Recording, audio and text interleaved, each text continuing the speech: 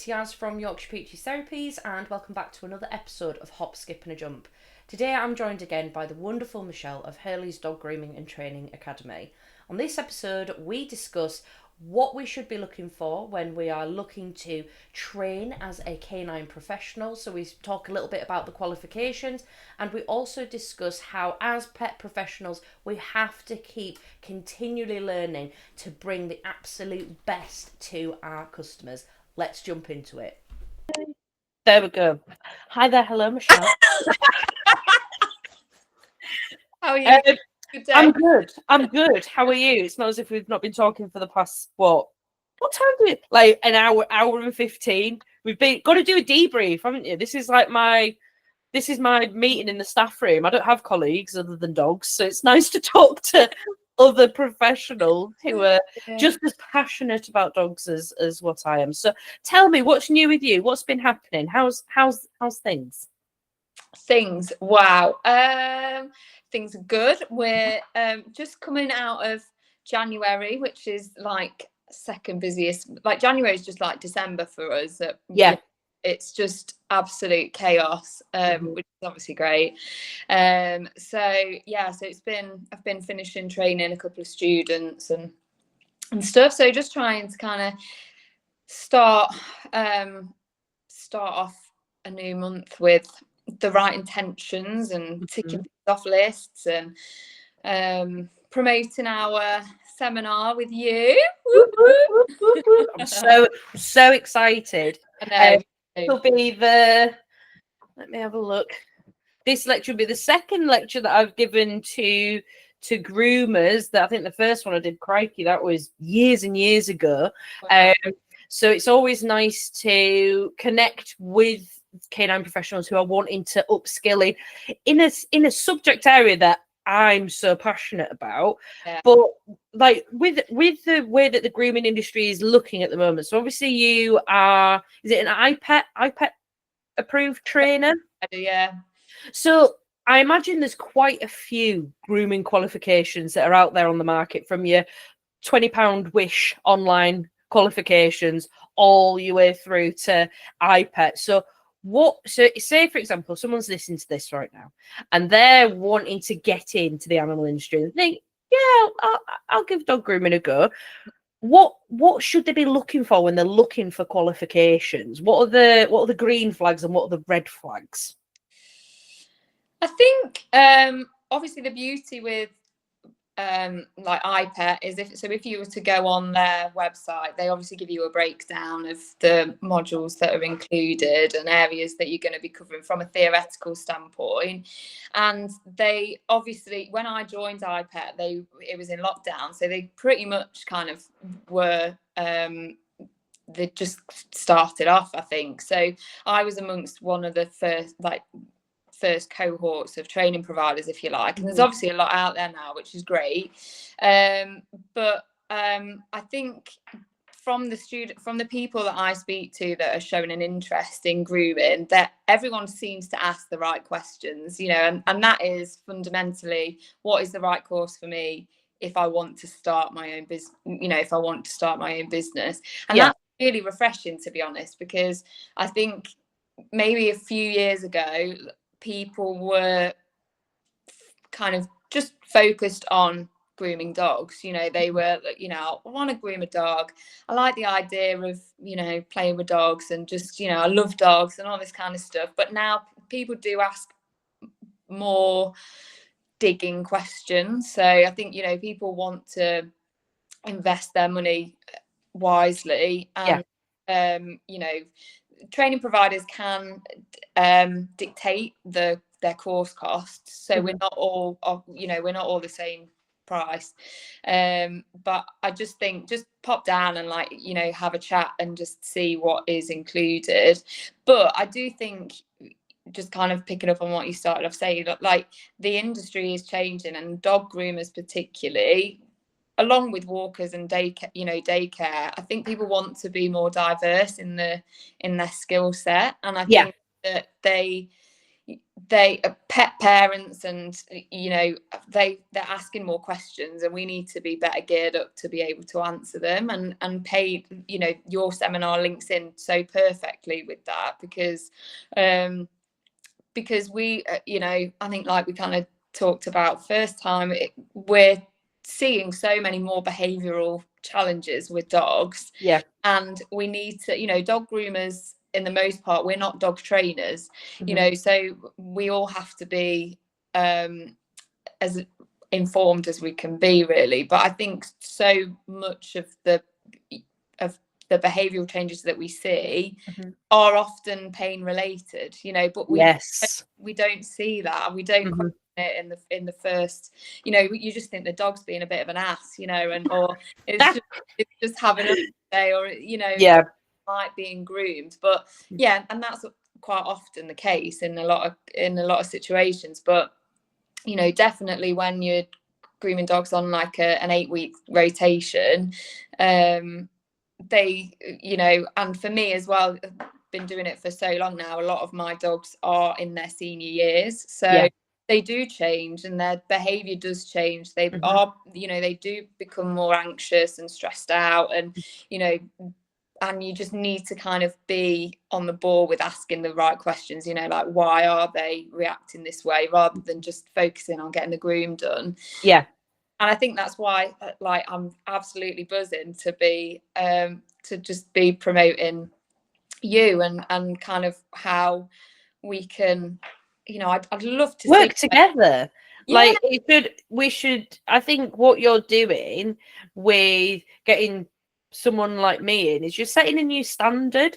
And like you say, with those dogs that are having a tough time with their groom, understanding why that could be occurring, your hands will be so knowledgeable, and it's about applying theory to that. Okay, so when the dog is, say, sat on the grooming table, and maybe they're sat into one hip, well, why is that? Why aren't they sitting square?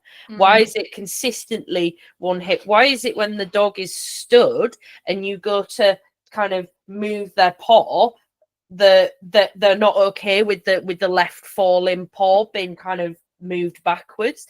And so this is something that I always say to kind of the pet parents that come into clinic to see me: if you feel resistance in your dog, so say you go to look at their paw and they go, nope.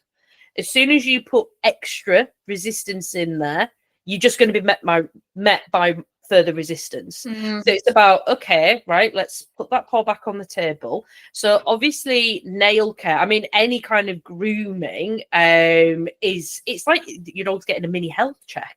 Almost. You're finding those lumps and bumps. Have we got scabs because the new puppy's been hanging off the dog's ears? Have we got that change in coat texture? Have we got an area that's really, really sensitive? And it's about taking all that information and feeding it back to the pet parent. They're the ones with the loudest voice in this conversation, and it's empowering other pet professionals to go, I don't think this dog is okay, because if we're not doing it, who is? And I think that what I really want to try and influence or change in the industry, or certainly amongst the people that follow us that are groomers, is just having them understand the influence like that they have as a dog groomer, and to better yourself, to have a wider understanding of how dogs behave if they are in pain, or just kind of have more of a awareness about them, really. Because, and I think that certainly for my followers, and I'm so fortunate that they've been with me, most of them have been with me for the duration, but I think people start to see that we do have more of a focus on kind of holistic pet care, or just more of a general kind of interest in creating that holistic service, and just in their kind of overall well-being. And like a couple of cases recently, I've had had a lady with too many schnauzers, and she used to come to me years ago, but logistically ended up, it just wasn't working. You know, she had to go elsewhere, but she's recently come back, and she'd gone to the vets, and the vet had said, because the dog had come in and we'd said, oh, you know, she's got some dry skin and, you know, she's a bit flaky and whatnot, which is quite standard. There's nothing to say that there's anything untoward with that. Dog had gone to the vet for its general checkup, and the vet wanted to put the dog on medication, like without kind of any you know, this is obviously just, you know, from what I've heard from the lady. And she, you know, she came back to me and she called me and she said, you know, this, I just wanted to ask your advice, because this is what the vets suggested, but I just wondered what you think. Now, obviously, we always have to say we're not a vet professional. We can't diagnose. I should have it tattooed on my forehead. I'm not a vet. What I'm about to say does not constitute as veterinary advice or replace veterinary guidance. But I think the fact of the matter is that we are, like, owners will seek out your opinion, input. Absolutely. So we need to always, as groomers, dog walkers, whatever, you know, we always need to make sure that we're constantly educating ourselves to make sure that when we're in those positions with our customers, that we're giving them as much of the right, you know, correct, well-researched information. Absolutely. I think as well, giving advice ethically as well. So, you know, if someone asks me, you know, oh, I've read that paracetamol is really good for dogs, how would I dose that? I'm like, absolutely not. I will not talk about medication dosage. The only person that can prescribe medication, adjust dosages or anything like that is your vet. If you want to know how paracetamol works and you want to know how an NSAID like Loxicon works, I will explain the mechanics of each, because I won't tell you how to prescribe, but I think it helps pet parents make an informed choice if they have all of the options available to them. And you know, like you say, that all pet professionals should be continually educating themselves. So I'm part of a governing body that stipulates that I have to do X amount of CPD hours a year, and I think that should be the standard across the board. So when I first started in the industry, which was I think it was 7 years ago, started as a dog walker, and before I even took my first dog on, I had done a canine first aid qualification. So I was like, right, need to do that, and then I did a diploma online in canine body language, because I was like, I need to make sure that I've got something. I can't just, I mean, I could have just started up with my insurance and rock and roll and let's go pick up some dogs. But even then, I knew that actually I needed to make sure I knew what I was talking about. And of course, you know, my knowledge has changed. My understanding of things have changed. My opinion on things have massively changed since then. And it's about continually updating your knowledge. So from like a therapist point of view, science is always changing. Our understanding is always changing. So it's about trying to keep up to date with that, and especially when, as paraprofessionals like me and you, our opinion is really valued by the customers. So we've got a responsibility, and as well to the people who follow us on social media, we have a responsibility to discuss things that, you know, to be well researched in what the hell we're talking about. And I also think, and that's why these seminars, like the one that we'll be doing together, like they're essential for you to stand out against competitors, because we're not, like, we're not competing against each other, because we're all in it for the same reason, and that is for the benefit of the dog, whether you're a walker or whatever, groom or whatever you are. But I do think that it's by just showing yourself to be invested in continually learning whatever that might be, just it really does show where your intent is, you know. And I'm, as lots of people know now that follow us, you know, I've been studying nutrition for a bit, and but even that, you know, it's like, oh, okay, well, yes, ultimately it would be great to say, okay, I'm a certified nutritionist, but actually, you know, what is a certified nutritionist, like nutritionist? Because essentially, as soon as you've got that certification, all you're doing is carrying on reading, aren't you? It's a like circle of just reading, you know. You just and that's kind of, it doesn't stop. It's all, like you say, it's evolving continually, and you just got to be on it all the time. And I think what I've learned over the last few years is just how connected these things are, you know. So like what I was saying a bit ago, it's not, you know, behavior is related to pain, you know, behavior is related to nutrition, and, you know, everything is so interlinked that it's mind-blowing to see how we've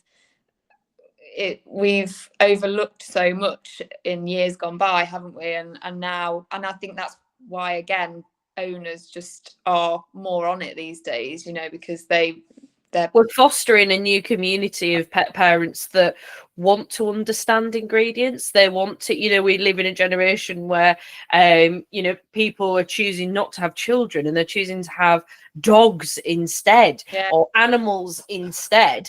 So people want to be as informed as they possibly can. What was I going to say then about, oh my God, you said something really interesting and it's just gone from my brain. No, it's gone. It'll come back, and then I'll go, oh my God, I remembered it now. But I think, you know, your hands are you will feel so much. You will feel so much in your hands. So I've got a friend who is a holistic groomer, and just to clarify as well, the word holistic, it can get a little bit muddied sometimes. It can. And it's like, all natural, and only moon water can be fed to my dogs, and only moss grown on the south side of a mountain may be used. Do you know what I mean? Like, that's not what holistic is. Holistic is, just as a side note, I do charge water in the moon, but that's for me, not for the dogs. but with the word holistic, it's about taking everything into account. So if you have a dog that comes in for a groom and goes, I am not enjoying this. Okay, so what we're going to look at, okay, do we have any signs of pain potentially? Oh, you just had bad tummy. Okay, so what are we feeding? Because that's come out the color of terracotta, and that's telling me that it's probably not a very, very good food. Okay, let's have a look at the skin. Here we go, it's come back now. So the thing that I was going to say to you earlier, when I'm massaging dogs, so when I'm working on dogs that are raw fed, I get it's like a white dusting on my hands. So I'm like rubbing a dog for an hour, right? So there's going to be stuff that comes up on my hand. Yeah. So when it's the raw fed dogs, it's like a dry dust, like normal dander, I imagine, right? If I'm massaging a dog that is kibble fed, it's a black oil. It's an oil buildup on my fingers, which when it accumulates, it's a very, very dark color. So from that perspective, when a dog's put in front of me, I can usually tell if they are just kibble fed. The ones that are fed a bit of a mixture do have a nicer coat, in the sense of basically what is left on my hands afterwards. So when a dog comes to see you, can you tell the difference between what they're fed? I don't know if I would be able to say for sure what they were fed, but 100% you can tell if they're not getting the right nutrients. And it's almost always evident in the color and the texture, and just, you know, because it could be dull, it could be thinning, it could be and I crack an example, to be quite honest, of what happened a couple of days ago. A lovely dog of mine came in, and she's probably a little bit overdue for an appointment, and she has a short trim, just for easy maintenance, and did her on the length I normally do, but she'd gone horrendously thin. And I thought, oh, this isn't right at all. And spoke to her owner, and again, like beautiful owners, that obviously not not negligent in no. any way, shape or form. No. And I discussed kind of if there'd been any changes to her diet, because really that's one of the first questions that I ask, because often that is the thing that's change. And yeah, let's just say she's not on the best of foods, but they alternate between two very poor quality foods, right? So we can always see it in skin flaking, hair, the color of the hair, the if there's any flakiness, but coat thinning is becoming more common as well, really, which you probably didn't used to see as much. Do you think some of that could be to do with environmental toxins and how we're cleaning our homes and what we're putting on our dogs? Oh yeah, I think environmental factors are just they feel impossible to manage. I don't, and I've got a few that over the last couple of years, and inevitably they always end up being doodles or like poodle crosses. And they're so. Hang on, we might have a barky dog coming through. 1 second. It's fine. I've forgotten where I was going with that. You were saying about hair thinning and environmental toxins.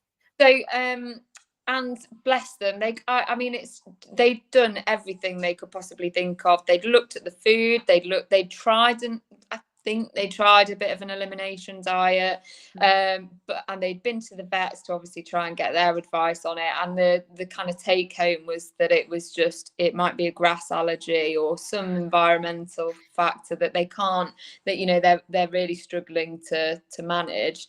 But Clover, one of mine, she's similar. She's kind of a doodle cross, and she is so sensitive. And it's last year, obviously around springtime, it always peaks, and she was scratching daily, and her hair was just falling out because she was ripping it out of herself.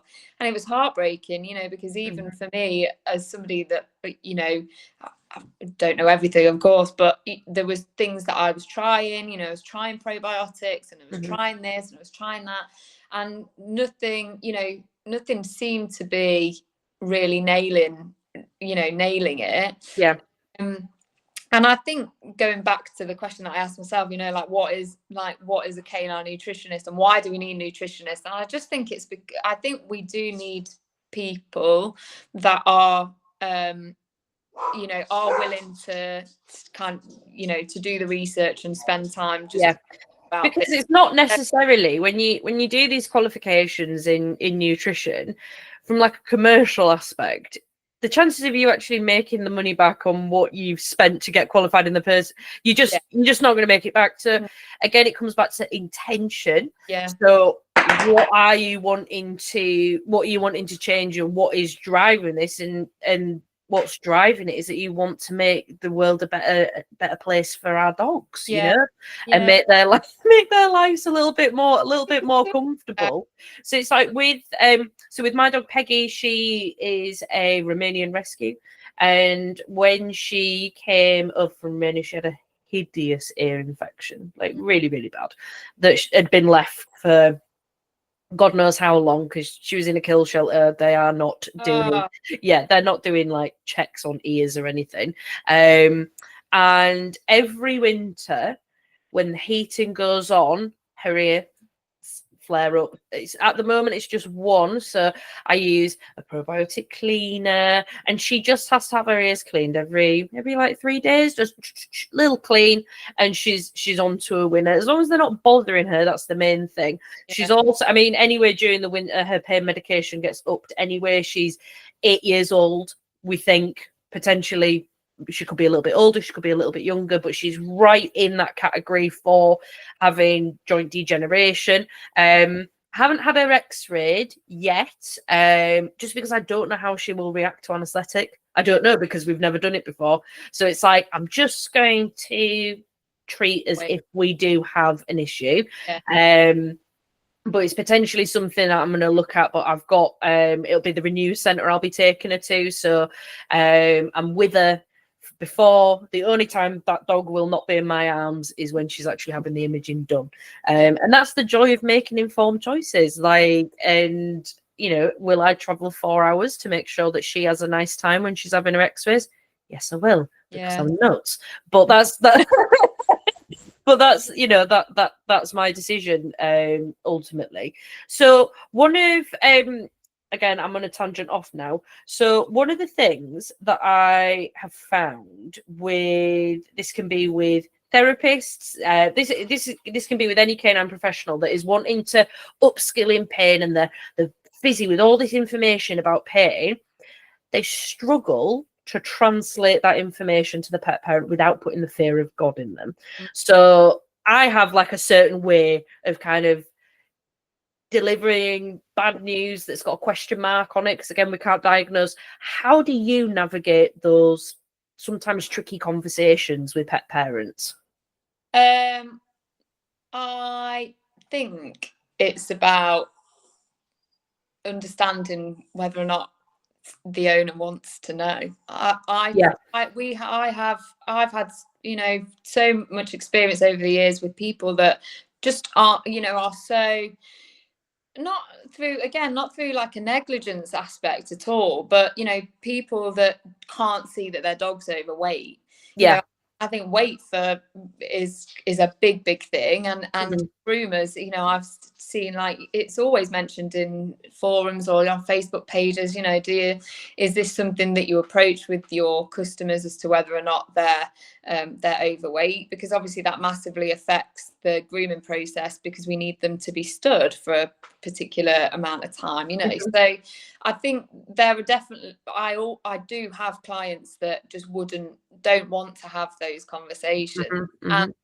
And nutrition's almost even more sensitive. And I do think, looking back, and I think I mentioned this at the last chat that we had, you know, maybe really started getting like giddy about food and nutrition and the impact on it, you know, it might have come across a little bit preachy. And I always think it's so there's such a fine line about not shaming owners into choices that they're making, and it's most definitely not about that.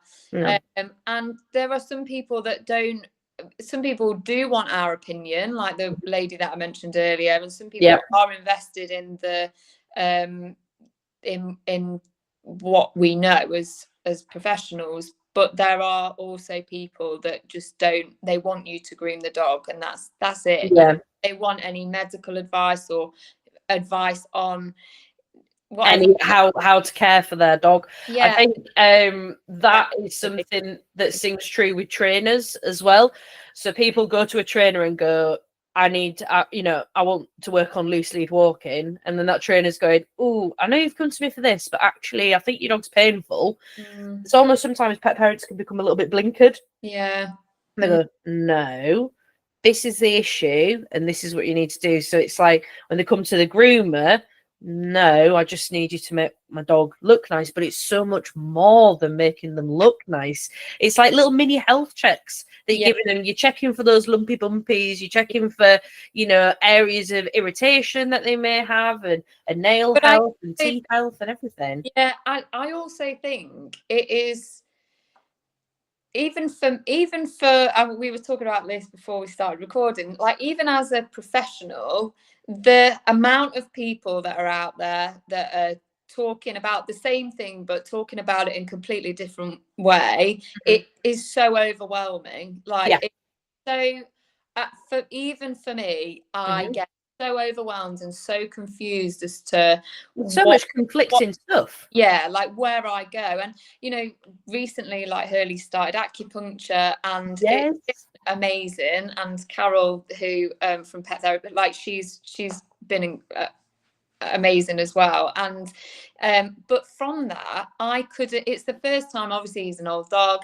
he's my first dog, but you know, through his gait analysis and just watching, I had no idea that he was experiencing the pain that he and the stiffness that he was in until Carol came and said he's holding his head down when he walks. And it's because essentially all the pain that he was having in his back end, he's now holding in his front. And I was, what, like, you know, and it was just, and she would ask, does he wag his tail? And I was like, well, not as much as he used to do. And all these things that I had no idea about, and that initially when she told me, like kind of upset me a little bit, because it hurts. Of course it hurts. I had overlooked that I had overlooked things he was experiencing that I felt I should have been aware of. And I think that is why we need to be far more considerate of pet parents, because I think that's how I felt as somebody who hasn't a certain amount of knowledge about these things. But you know, sometimes it can just be too much for owners. Absolutely. Yeah. I think that's why if they think, right, okay, I've taken them to the vet. The vet said that they're in pain. They've put them on gabapentin, or they're on Librela, and that's fine, because I know that, like, you know, and that's how I felt a little bit like that when Hurley was on Librela for a couple of months. You know, it was like, okay, his pain is under control. I didn't like the fact that I was aware of the side effects experiencing, and I didn't like that, and that was why I went into acupuncture. But you know, sometimes we just need to know that there's always something else more that we could absolutely. And I think we're only human as well. We're only human. Like with if someone, like when I took Rodney down to the Renew Centre, and they confirmed what I thought and highlighted some other things as well, I was devastated. Yeah.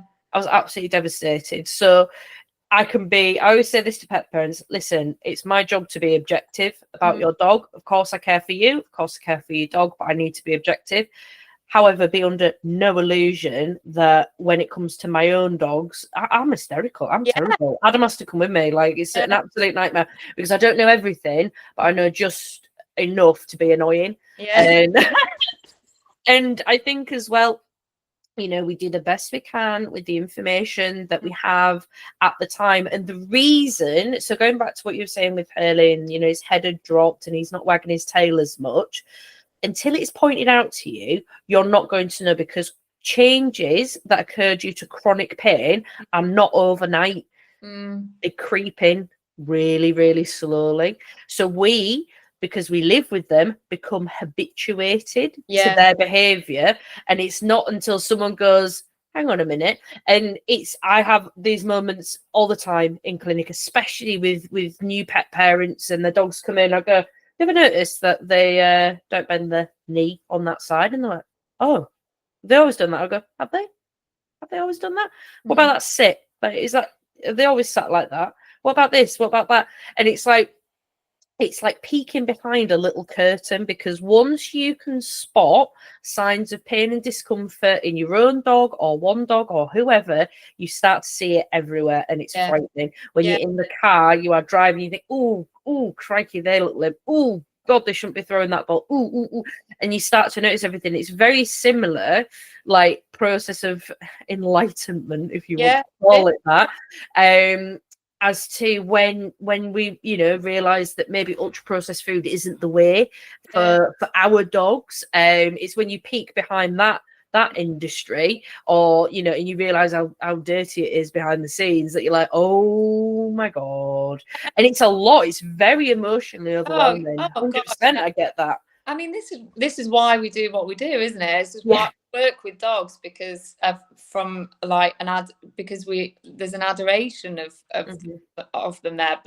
And I think this is where it links back to the relationships that you have with your clients. You know, from a dog groomer's as a groomer, like from our perspective, you know, I think that's why it's more recently in the last 12 months become so important to me, to be showing people that, like, you know, we're having these conversations that, you know, that you and I are having together, and just kind of trying to educate other professionals to strengthen the relationship that you have with your customers, so that they can recognize the you know, what you know as somebody that works in the industry, but ultimately we're doing it not to provide like additional services from a monetary perspective, like for financial gain or whatever, but purely because we can see, you know, just like you can see dogs in pain,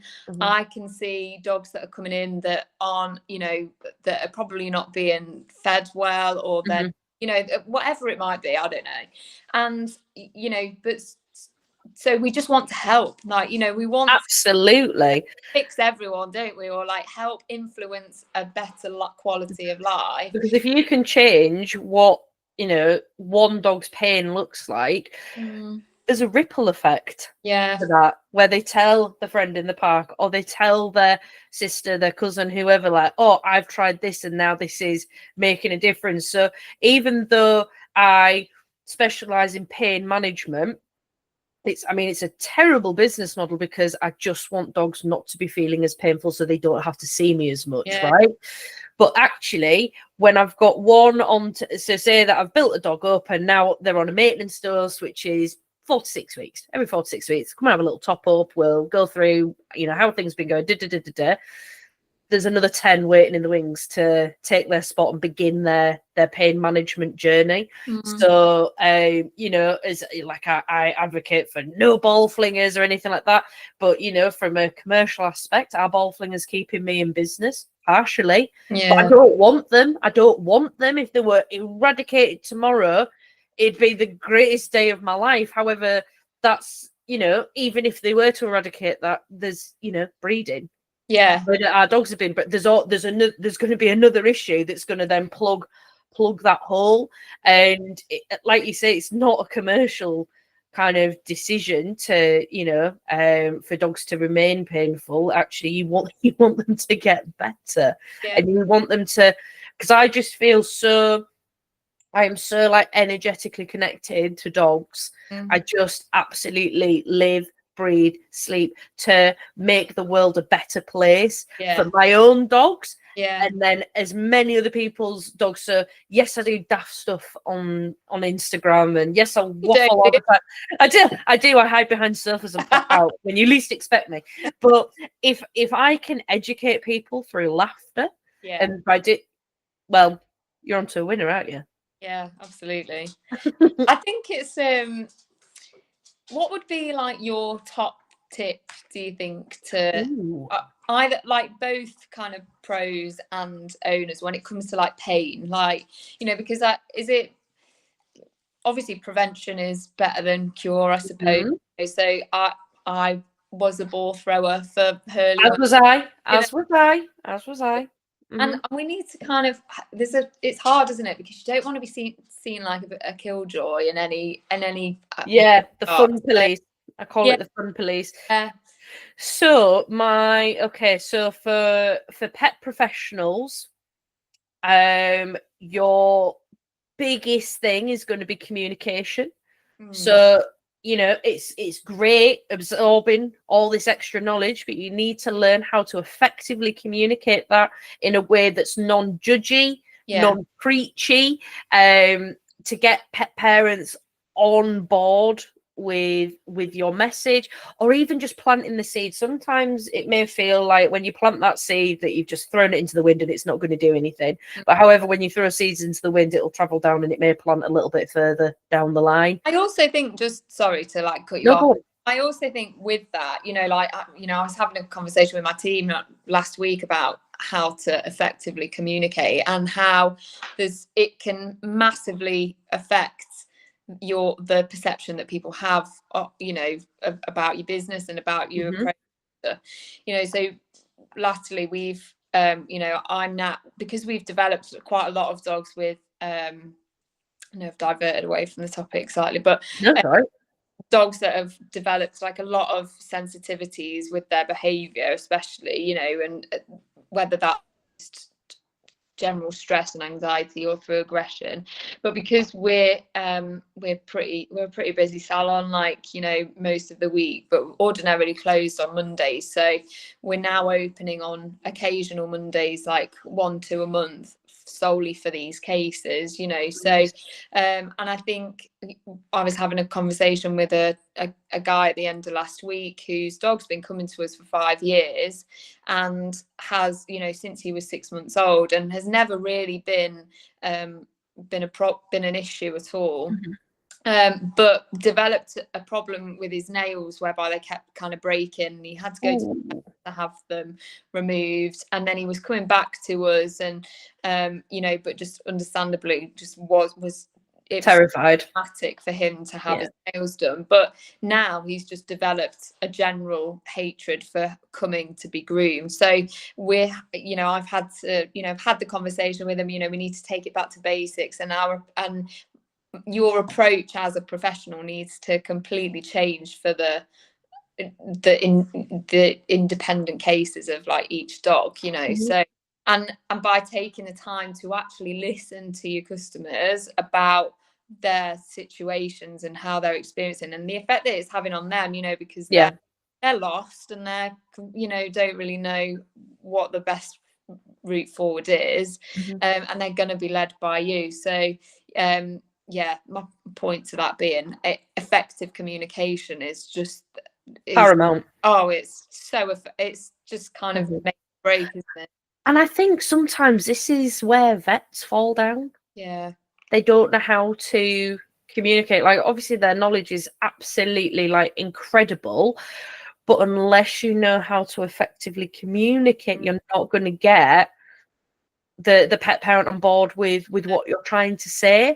You know, I've been in vet appointments where I've come out in tears because I've been made to feel like a piece of shit. I've come out of vet appointments full of hope. Going, okay, we've got options available to us, and it's all about how we deliver sometimes really tricky messages, or sometimes that you know, very emotive topics like nutrition and training, and you know, pain as well. Like, they're all very emotive. And I always say to people, listen, especially when I'm talking about pain, I'll go, right, listen, pain is a big scale. It's anything from mild discomfort to pure agony, and your dog determines where they sit on that scale.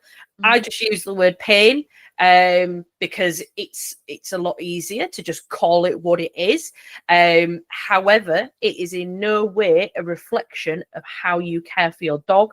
Evidently you care because you've brought them to me and you're wanting answers. So this is what we're going to do, is we're going to unpick it, and we're going to build that foundation for you. Once we've got that solid foundation of understanding, we can then only build upwards, right? But we have to have that solid foundation first. So very long-winded way of saying, professionals, we've got to communicate, and also communicating with other professionals as well. So that could be the dog walker, the dog trainer, the dog groomer, the hydrotherapist, the chiropractor, the vet nurse. Like, we all need to learn to talk to each other. It just makes for such a better experience, you know, because again, it can get a little bit gatekeepy, especially in like therapist world. Like, yeah, I'm not telling you what I've been doing. It's like, all right, fair, okay. Like, I'll just tell the owner, and I'll just tell the vet. But it's so much easier if professionals can talk to each other. Yeah, and I do think it's getting better as like an industry.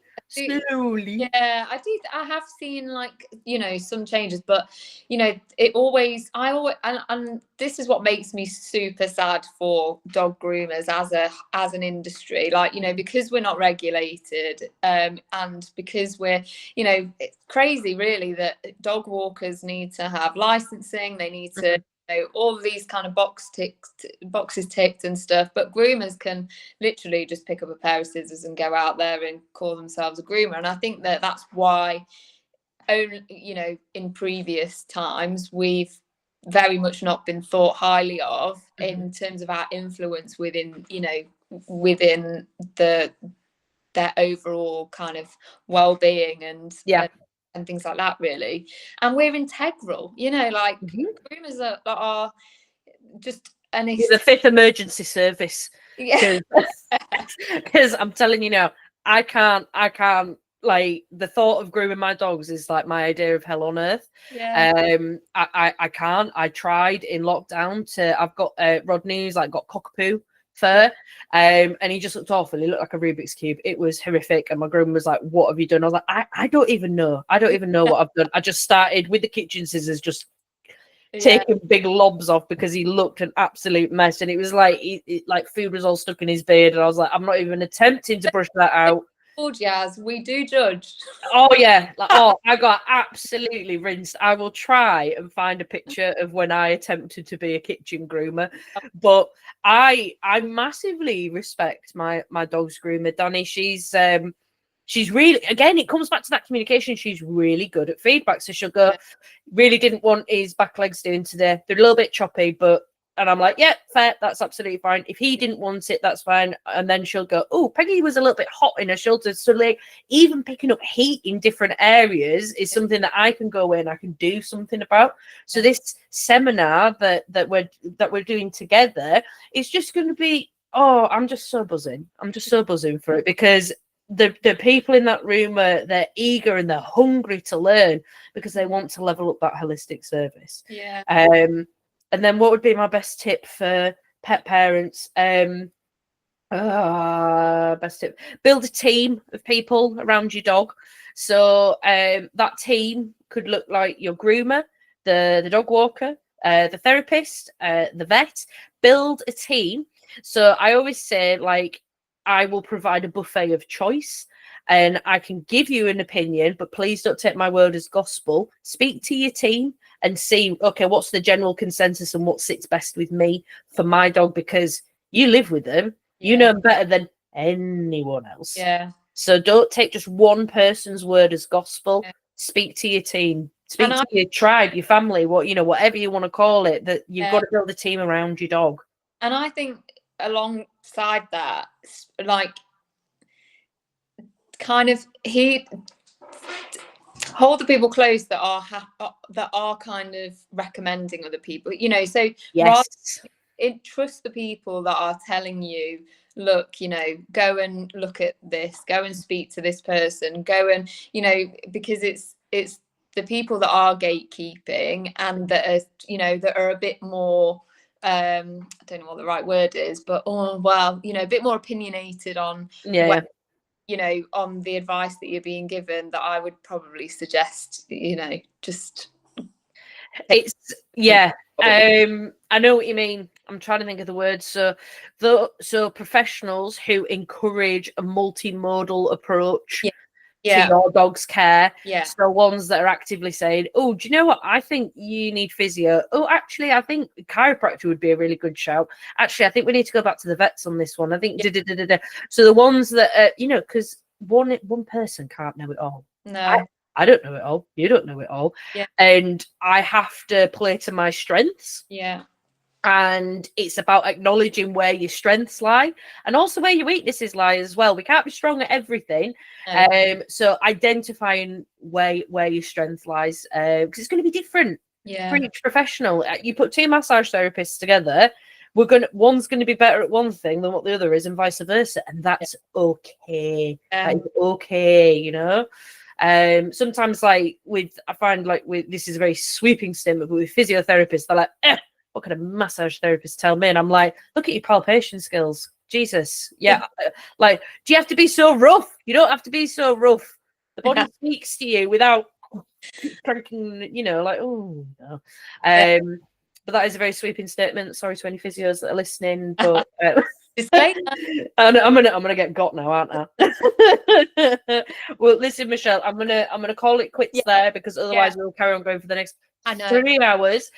So I'm so excited to come over to your beautiful salon. If people want to find you on social media, where do they find you?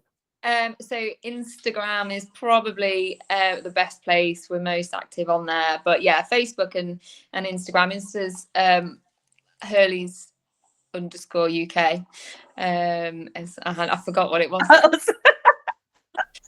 I hope you found this session as insightful as I did. I absolutely love that the dogs interrupted mid-podcast. Absolutely hilarious and a true reflection of what it's like working with dogs. They are unpredictable and we love them for it. If you've enjoyed this episode, please make sure to like, share and subscribe. Lots of love to you and your dogs. Take care for now. Bye.